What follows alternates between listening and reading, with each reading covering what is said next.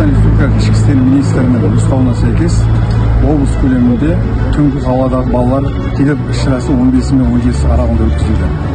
Жалпы іс-шара кезінде осы кәмелетке толмағандар мен бұзушылықтың деректерінің 400-ге жуық дерегі тіркелді. Оның ішінде кәмелетке толмағандардың белгіленген уақыттан кейін ата-анасы қараушы жүргені үшін 350-ге жуық бұзушылық анықталды. Сонымен қатар бейберекет қаңғыбастыққа салынып жүрген 8 жасөспірім бейімдеу орталығына орналастырылды. Жалпы ата-аналарды бейберекет кәмелет толмағандардың белгіленген уақыттан кейін жүрген ата-аналарына 442 бабының әкімшілік кодексінің 442 бабының 2 бөліміне сәйкес бірінші рет болған жағдайда ескерту жасауға және екінші рет қайталанған жағдайда 7 айлық әкімшілік айыппұлға тартуға әкеп соғады.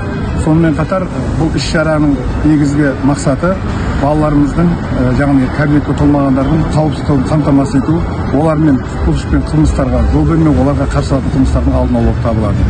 Бұл іс-шара алдағы уақытта өз жалғасын табатын болады. Балалардың қауіпсіздігі басты назарымызда.